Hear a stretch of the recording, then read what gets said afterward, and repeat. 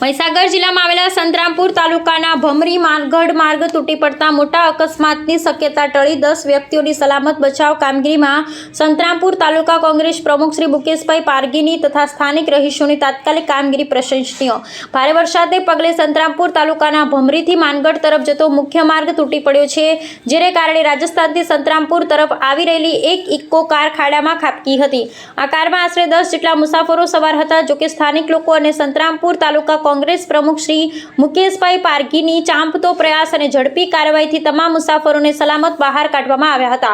ઘટનાની જાણ થતાં સંતરામપુર તાલુકા કોંગ્રેસ પ્રમુખ શ્રી મુકેશભાઈ પારગી તાત્કાલિક ઘટના સ્થળે પહોંચી તંત્રને જાણ કરી તેમજ રાહત કામગીરીમાં સ્વયં ભાગ લીધો। તેઓએ સ્થાનિક લોકોને સલામત રહેવા માટે માર્ગદર્શન આપ્યું અને ખતરાથી દૂર રહેવા અપીલ પણ કરી।